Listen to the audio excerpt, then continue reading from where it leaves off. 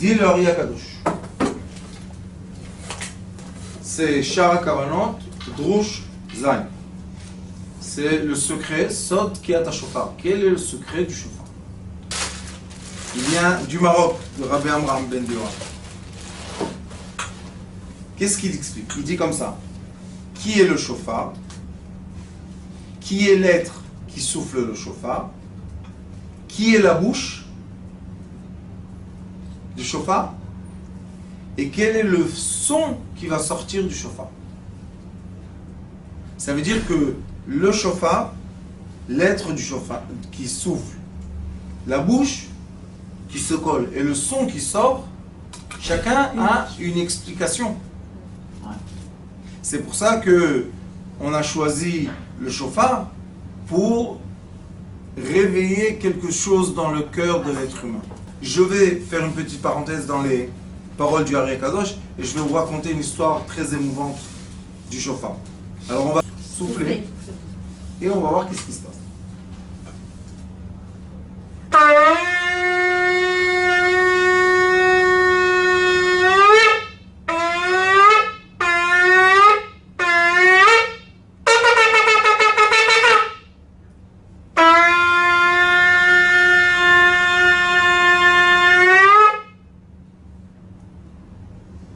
Qu'est-ce qui s'est passé? On va raconter une histoire. Premièrement, il faut savoir que le mois de Elul, maintenant on est au mois Elul, il faut entendre beaucoup le shofar. Pourquoi? Préparatif. La question est, qu'est-ce qui se passe au mois de Elul, qu'on n'a pas toute l'année, que maintenant le son du shofar doit être entendu par les êtres humains? Il est écrit Ani le dodi vedodi li yarad dodi legano. Qu'est-ce que ça veut dire? La présence divine descend dans ce monde. Maintenant, d'après ce qu'on a étudié sur le tableau, qu'est-ce que ça veut dire que la présence divine qui est relative à quoi? À la lumière. Qu'est-ce que ça veut dire qu'elle descend? Le mouvement, qu'est-ce qu'il crée? Pourquoi est-ce que vous dites que la présence divine elle est relative à la lumière? Parce que la présence divine c'est de la lumière. Akadosh Baruch Hu, c'est de la lumière. Or en Sof. Quand je veux dire Akadosh Baruch Hu, on ne peut pas dire que ça a une forme ou que ça ressemble à quelque chose. C'est une lumière qui est simple, très très simple. C'est l'origine de toutes les formes de lumière qui existent, qui deviennent l'action ou le matériel concret. Alors quand la lumière descend, qu'est-ce qu'elle fait? Elle bouge. Oui, elle fait des mouvements, elle fait des vibrations, elle bouge, elle fait mouvement, bouger le cœur, vitesse, éclat et un son. Donc, l'expression de la présence divine est quoi? Un son.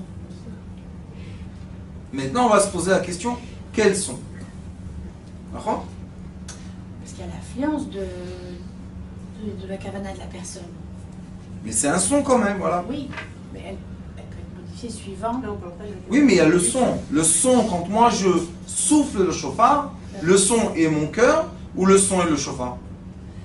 Moi je dis qu'il y a les deux, parce que... C'est les deux. Oui. Mais on va étudier dans le Ari Akadosh qui va expliquer.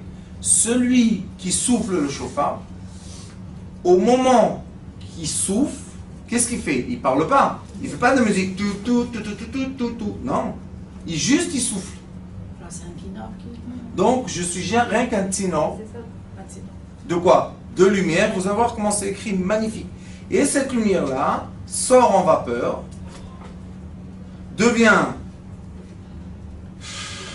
la vapeur qui passe par le shofar. Et maintenant, c'est qui la bouche? Est-ce que moi, je suis la bouche ou lui devient la bouche? Vous êtes la continuité. C'est lui la continuité de ma bouche. Donc, ma bouche est là maintenant. Le shofar est l'histoire d'Avraham Avinu. Il faut savoir premièrement l'histoire d'Avraham Avinu. Qu'est-ce qui s'est passé? Avraham Avinu a dévoilé Akadosh Baruch Hu. Il n'a pas dévoilé Akadosh Baruch Hu même. Qu'est-ce qu'a fait Avraham Avinu? Il était le premier chercheur du monde. C'était le premier scientifique. il y a le livre Sefer Yetzira qui explique. Et ce scientifique-là a posé beaucoup de questions. Pourquoi le soleil tourne? Pourquoi la lune tourne? Pourquoi la terre tourne? Pourquoi on est debout malgré que ça tourne? Plein de questions.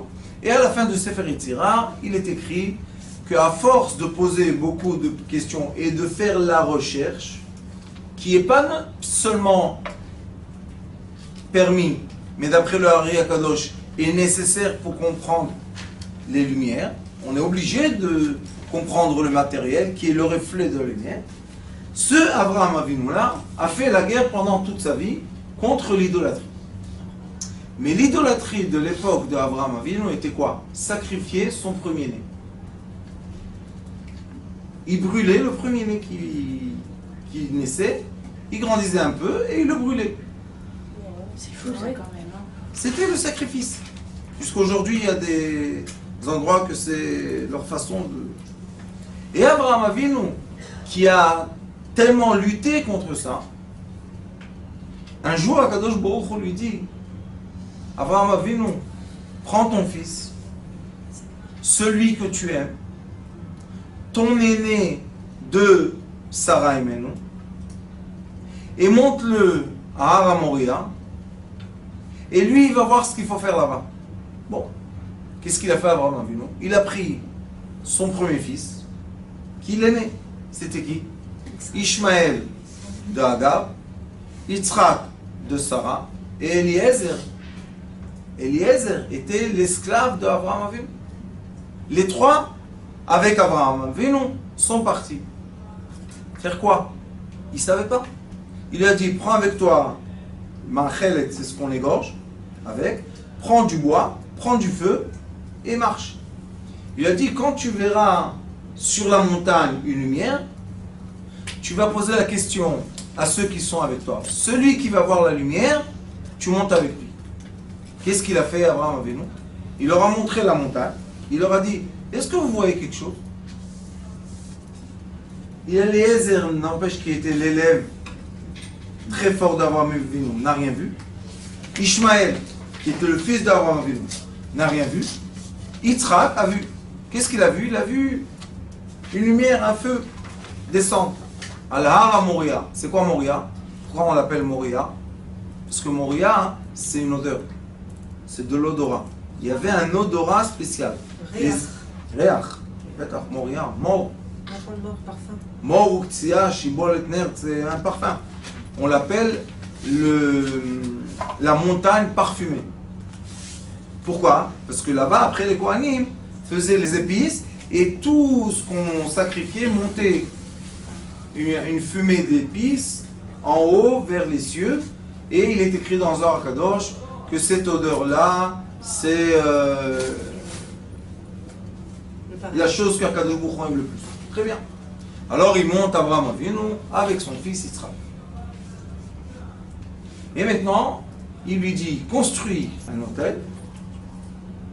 Yitzhak Avinu dit à son père, papa, comme je suis plus jeune que toi, je peux, chas v'chalila, essayer de résister et te tuer à toi. Comme il est écrit, Akam l'orgecha, Ashkem l'orgo. Si quelqu'un vient te tuer, renverse-le et tue-le toi, d'accord? Et Yitzhak Avinu lui a dit, papa, attache-moi.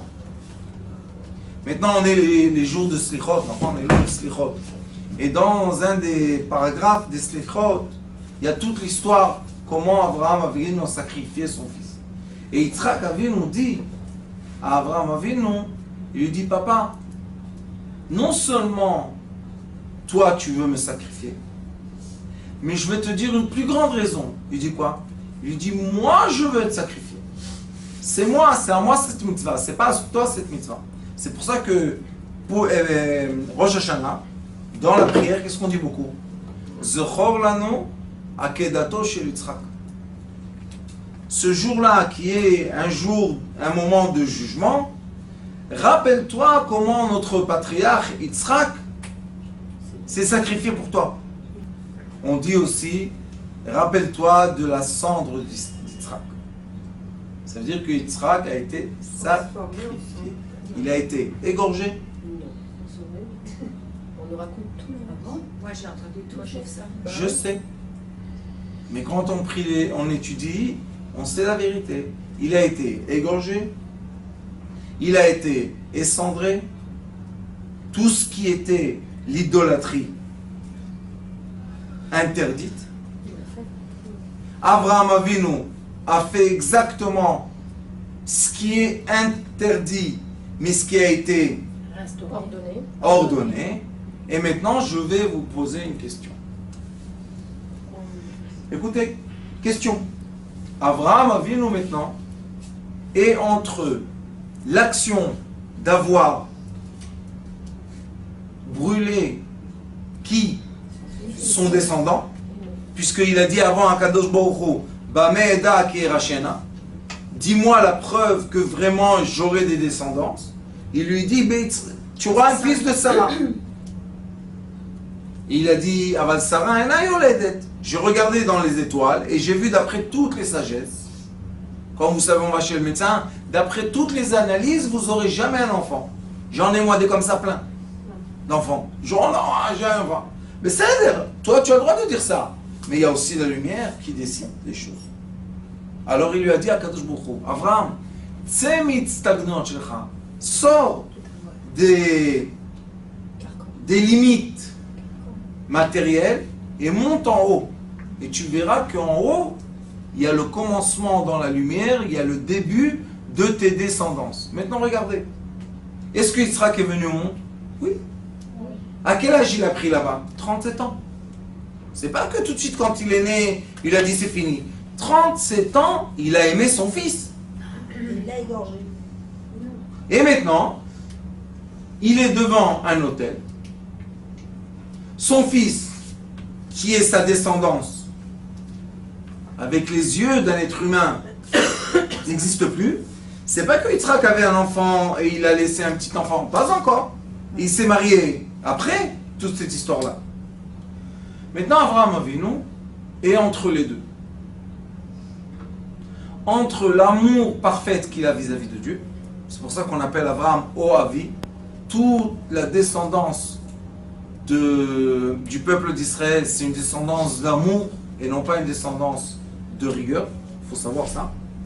Et cette descendance-là, il aime aussi, puisque Akadosh Baruch Hu lui dit Asher Ahavta, je veux le fils que tu aimes, Yitzhak. Et qu'est-ce qu'il fait maintenant? Chaque père ou mère normal, humain, qu'est-ce qu'ils auraient fait? Ils auraient pleuré le fils qu'ils ont égorgé. Sentiment complètement humain. Mais s'il pleure qu'il a égorgé le fils, ça veut dire qu'il n'a pas fait la volonté divine. D'un autre côté, s'il est en joie totale d'avoir fait la volonté divine, qu'est-ce qui se passe, monsieur? Ça va pas ou quoi? Qu'est-ce qu'il lui dit à Kadosh Baruch Hu?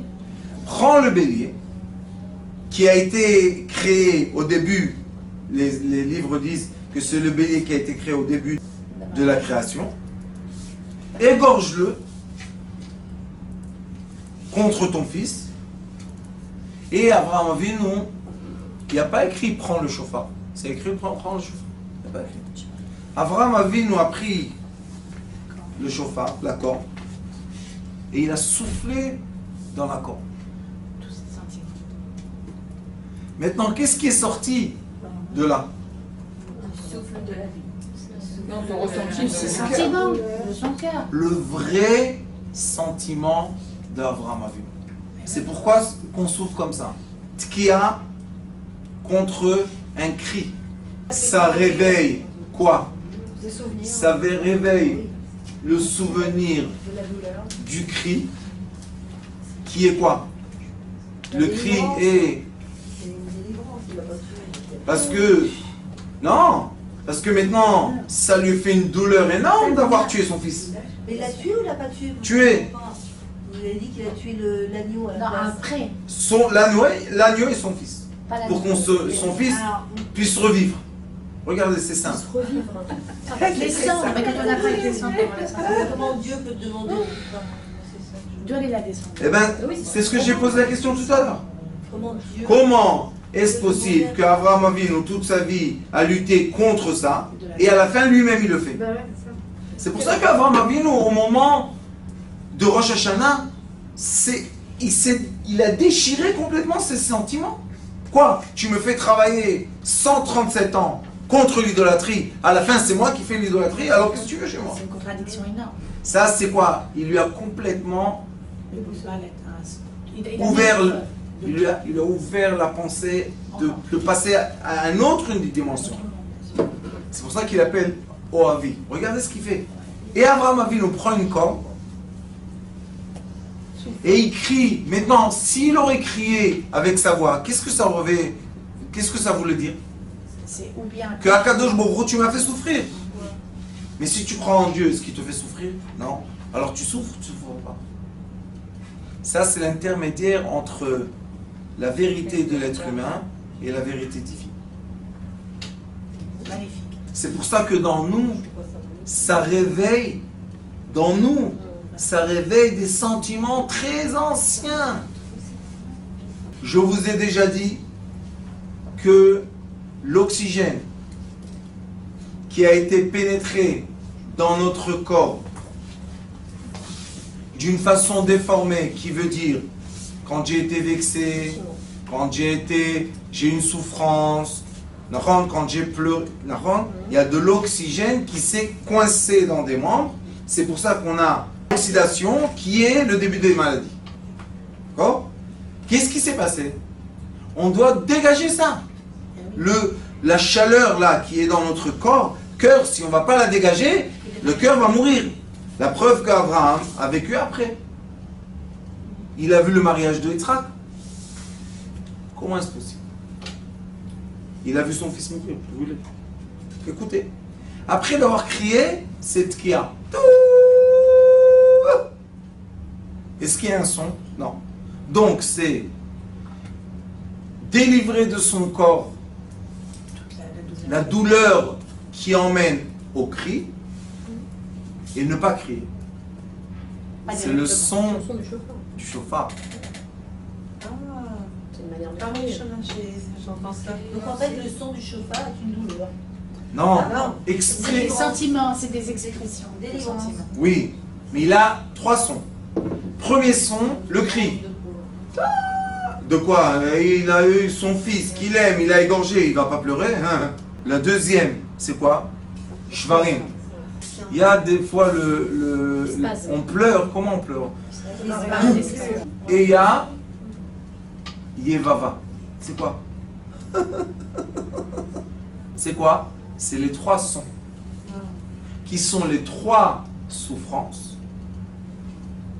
qui existent dans le cœur de l'être humain. La volonté de crier, faire sortir. Anacha, en hébreu on dit anacha, c'est quoi anacha? De l'expirer. Souffler. D'accord? Ça c'est tkiwa. De le sortir. Shvarim, ça c'est shvarim. Et après on a 3. C'est la fin de la pleure. Maintenant, quand on est dans le jour... Non, je vais vous dire pourquoi c'est pas triste, parce qu'il y a la fin à cette histoire. Quand on est dans le jour de Rosh Hashanah, ces sentiments tellement forts de notre patriarche se réveillent,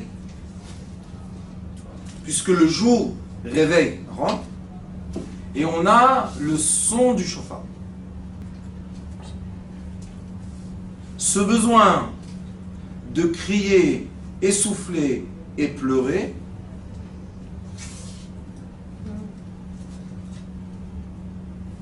toutes les douleurs qu'on accumule. En fait, c'est expier toutes les douleurs. Comme ça, on ressort. Nettoyer. C'est pour ça qu'après on peut rentrer à quoi? On peut rentrer à Yom Kippour propre. Ça c'est première histoire. Je veux juste finir l'histoire pour qu'on ne reste pas au milieu. Abraham Avinu, quand il retourne de la montagne des épices, des odeurs, l'ange du mal a déjà été chez Sarah, il lui a rien dit. Il lui a juste montré une goutte de sang sur une épée. Elle a compris que son fils a été tué et son chagrin emmène Sarah à mourir. Et là, on entend que Abraham Avinu, il est parti pleurer Sarah. Cette fois-ci, il peut pleurer. Pourquoi, quand son fils meurt, il ne peut pas pleurer? Il n'y a pas écrit Vaïvke Abraham et Yitzhak. C'est pas écrit. C'était la volonté d'Hachem, ouais. Mais quand c'était la mort de Sarah qui a été causée par le mal, par le mauvais penchant, là, Abraham Avinu pleure. Ok? Les vakot et Sarah, il était dans le passouk, il est parti pleurer Sarah. Et de cette histoire de pleurer Sarah, on a toutes les halachot, comment on va réconcilier une personne pendant son deuil. Aussi là-bas, il y a 3 étapes. Il y a le moment que la personne enterre son proche et il pleure. C'est le cri. Dans la Torah, et non pas par hasard, vous savez qu'il y a 7 cycles d'atomes, 7 cycles d'électrons. 7 Cycles. Ok. Chant. Et il y a 7 branches de la menorah. Et nous avons 7 proches qu'on doit être en deuil sur eux. C'est quoi? J'ai pas compris. On a 7 proches. Ça s'appelle Sheva Krovim. Pour lesquels on porte Qu'on porte le deuil. C'est qui? 2 parents, frères et sœurs, fille et fils, et sa femme. le mari Ou son Conjoint, mari. son conjoint. D'accord? On a 2 parents, frères et sœurs, fils et filles, et au milieu, on a ou la femme, l'homme, ou l'homme, la femme. Ça veut dire quoi? Que l'enterrement vibre 7 personnes autour de lui. C'est eux qui doivent prendre le deuil, porter le deuil. Et chacun, d'après son approchement, porte le temps du deuil, vous savez. Oui. Si c'est un enfant sur ses parents, c'est un an entier, 11 mois. Si c'est sur sa femme, C'est un mois. comment? 30 jours. Ouais. Les frères et sœurs, 30 jours. Pareil. Frères et sœurs, 30 C'est pas un 30 jours. Ah oui, Non, Frères et sœurs, que les 30 parents, jours. non. Seulement les parents, non? Mais on voit que plus on s'éloigne de soi-même, Plus le temps. et plus le temps est raccourci. Ça veut dire que aussi les cycles de tristesse et de deuil changent. Et pendant qu'on va réconcilier les personnes qui sont en deuil, ils ont 3 étapes comme le chauffard.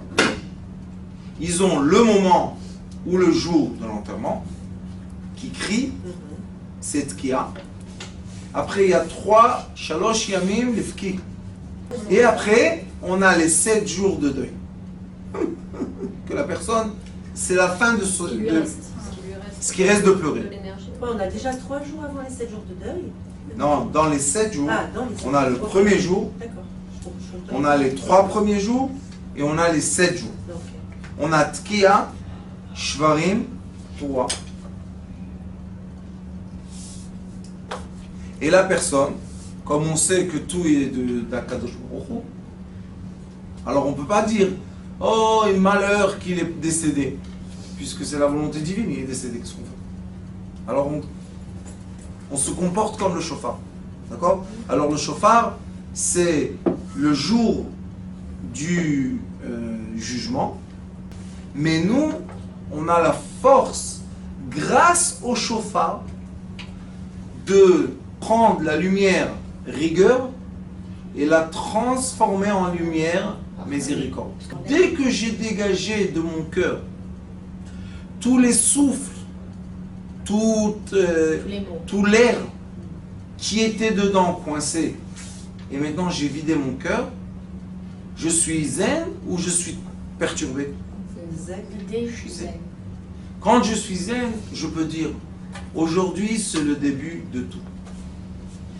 Im kebanim, im keavadim. je suis ou l'esclave ou le fils. Im kebanim, rachmenu kerachem aval banim. Et la pitié de nous, comme un père a la pitié de ses enfants. Le jour du jugement.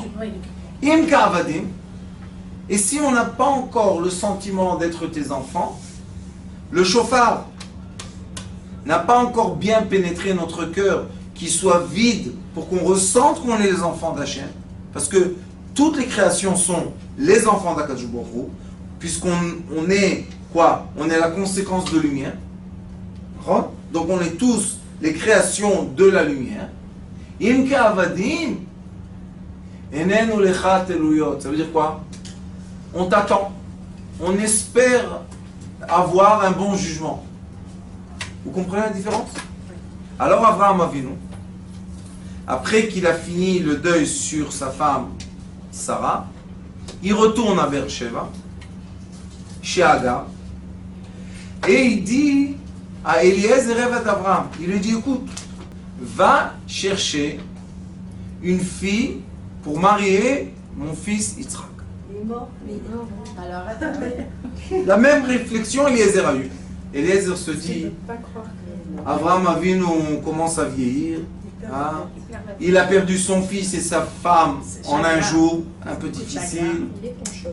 Qu'est-ce qu'il a le pauvre? Bon, tu veux. Alors il dit, tu sais quoi? Bon, qu'est-ce que tu veux que je fasse? Elle est comme ça, va là-bas, là-bas, là-bas. Il n'y a pas de problème. Vous savez qu'est-ce que fait Eliezer? Il prend tout ce que Abraham lui donne, les chameaux, l'or, tout ce que... Il sort dehors de la ville et il dit à Kadosh Baruch Hu, regarde, si ça se passe aujourd'hui, maintenant, il n'y a pas de problème, je suis dans l'histoire. Mais si ça prend plus que maintenant, si tu veux que chez moi, je vais aller emmener une fille à quelqu'un qui est mort, qu'est-ce que c'est cette histoire-là? Et il a eu un miracle. Le même jour, il est écrit qu'il était arrivé chez Lavan, chez Bethuel. Et vous savez qu'est-ce qu'il est écrit là-bas, chez le commentateur? Que les chameaux de Eliezer étaient dans l'air. Il a fait Kfitadader comme un avion. Whoop, il est venu. Et il lui dit, tu as une fille, oui, je lui donne, il n'y a pas de problème. Il leur a dit, ou elle vient avec moi maintenant, ou je ne la veux pas. Pourquoi tu es pressé? Laisse-nous maintenant. Pourquoi? Il a dit à Kadosh Baruch Hu, le Tnaï c'est que ça se passe aujourd'hui. En 24 heures, je finis toute l'histoire. Maintenant, il retourne. Il y a Madame Rivka sur le chameau, avec ses méchartotes. Il y a Eliezer Eved d'Avraham. Je t'embarque chameau là, tout le monde retourne. Mais lui, il se dit, qu'est-ce que je vais lui dire à cette jeune fille? Où il est son mari? Question ou pas question? Dans l'écriture, il est écrit comme ça. Rivka pose la question à Eliezer. Qui est l'homme là-bas dans le champ? Ça veut dire que Rivka, avec sa tmimout, avec sa comment? Innocence, mais aussi, il y a écrit que Rivka, hein, là-bas, Bethuel, pourquoi on l'appelle comme ça? Parce qu'il ne faisait pas du bien aux jeunes filles là-bas. Mais elle était bien. Alors elle a les yeux, et qu'est-ce qu'elle dit, elle? Est-ce que c'est qui est le monsieur là-bas? Rivka, t'as pas vu plein de monsieur, tu es passé dans le désert, quoi? Celui-là seulement tu le vois. Parce que Rivka, avec sa volonté, a créé la renaissance de Yitzhak. Et il est écrit, pourquoi Sadeh? Regardez Rashi. Ba Yitzhak Megan Eden. Il est revenu du Gan Eden encore physique. Et qu'est-ce qui s'est passé? Rivka et Yitzhak s'approchent de la tente de Sarah et Menou. Sarah est plus là, il n'y a pas de problème. Mais quand Rivka revient avec Yitzhak, ils vont se marier, non? Vous savez qu'est-ce qui se passe? Tous les miracles qu'il y avait dans la tente de Sarah et Menou reviennent. Grâce à qui? Et Sarah, elle est revenue ou pas? Non? Non. Grâce à l'union des deux. Ouais, bah oui. Rivka.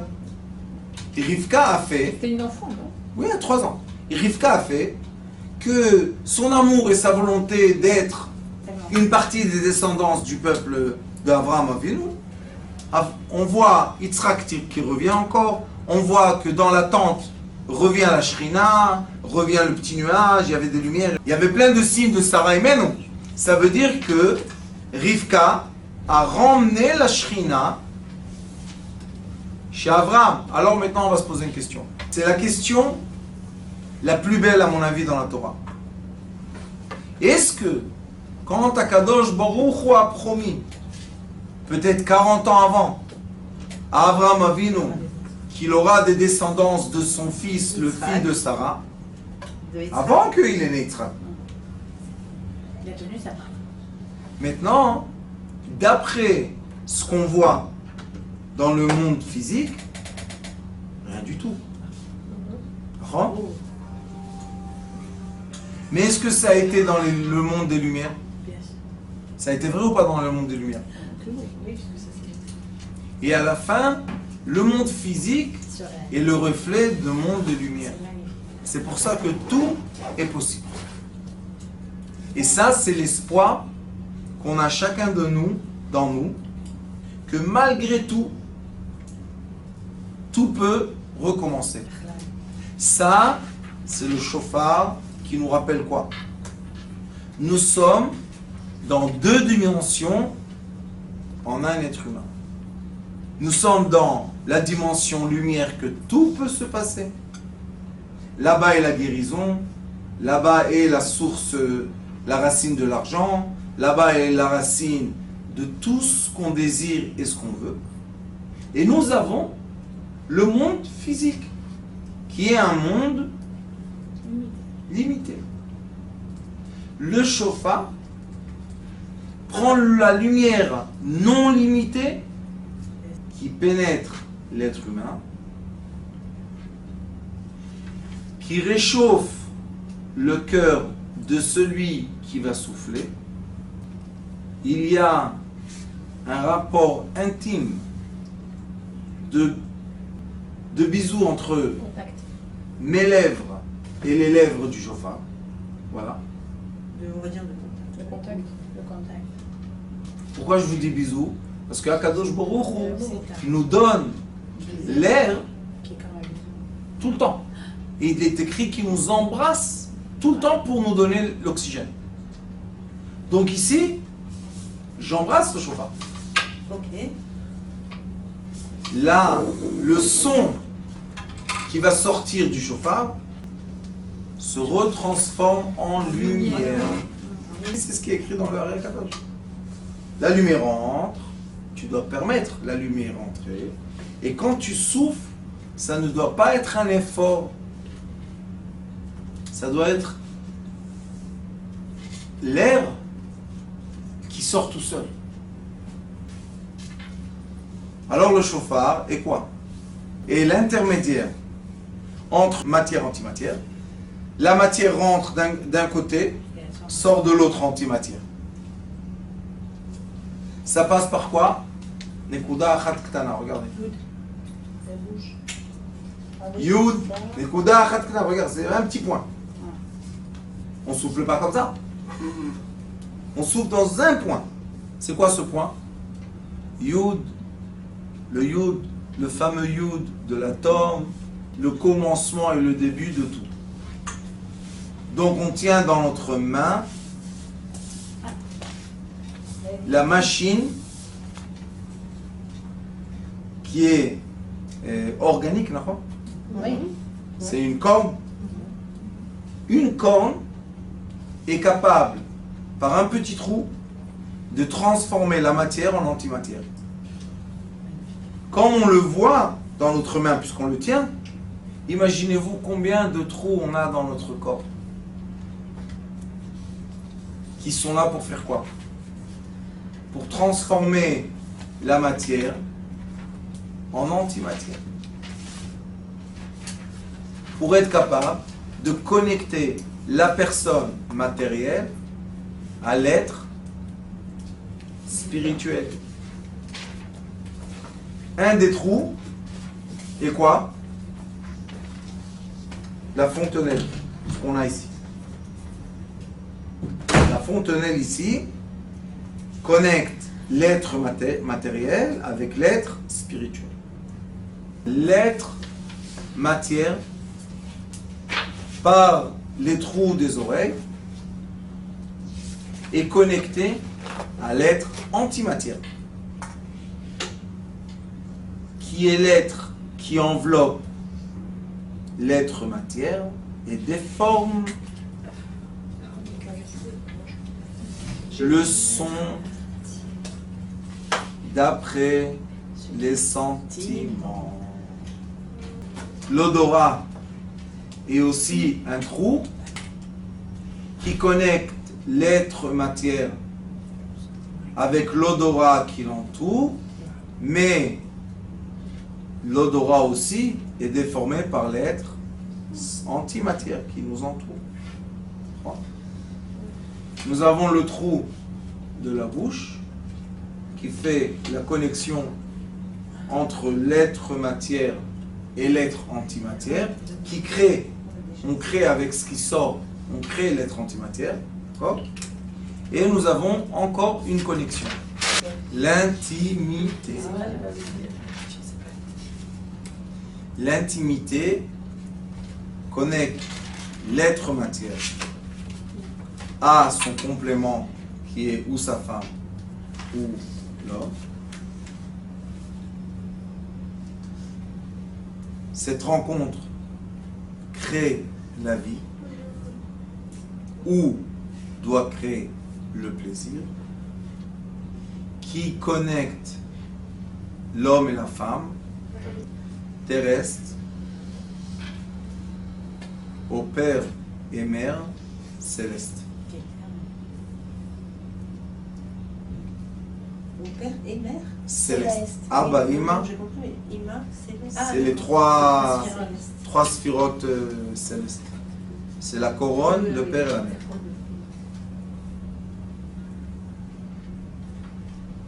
Et nous avons aussi les déchets qui sortent du corps, qui connectent aussi l'homme terrestre à l'homme céleste. Comment? Si les déchets restent dans notre corps, ils pourrissent, excusez-moi de dire ça, et on meurt. Alors on doit tout le temps avoir le corps propre. Alors, Baruch Hashem, quand on peut, nous on aime beaucoup le jeûne. Quand on peut. Maintenant, après qu'on a compris toute l'histoire du chauffard, et on voit dans le Hari Akadosh que c'est des lumières, regardez qu'est-ce qu'il écrit. Sag, en hébreu, Sag, Samer Gimel, c'est 63.